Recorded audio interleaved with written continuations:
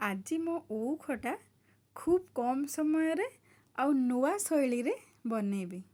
तेबे एठी मु ओउ को काटिकी भल भावे धोई नहीं कि रखीची। प्रेशर कुकर रे अध ग्लास पानी देकी तापरे सेथिरे लूण हलदी दे देकी ओउ को सेथिरे पकई दबा।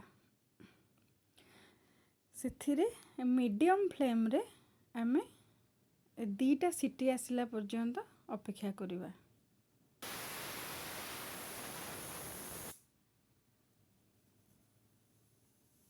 दीटा सीटी एबे आसी जाइछि। एबे गैस फ्लेम बंद कर दबा। ए देखंतु ए भली भाबे हमर ओटा सिझी जाइछि। एबे कड़ाई रे तेल दे टिके पंच फुटण दबा। तापरे भृषंग पत्र पकेइबा। सेटा भल भाबे हेई गला परे टिके एपट सेपट कर देकी भल भाबे हेई गला परे ताकू आमे जो ओ सिझेई की रखी थिले ताकू पकेई दबा। मु एठी दिथर धोई नेछि काहेकि ना मते खट्टा बिल्कुल एते पसंद नुहे, तो तारो खट्टा अंशटा मु बाहर कर देछि। अल्प अल्प टिके खट्टा अछि। तो एबे आमे चीनी पकेइबा। आपण जदि चाहेबे गुड़ भी पकेई परिबे। मु एठी चीनी रे करूछि। तो 2 चम्मच चीनी पकेई देली।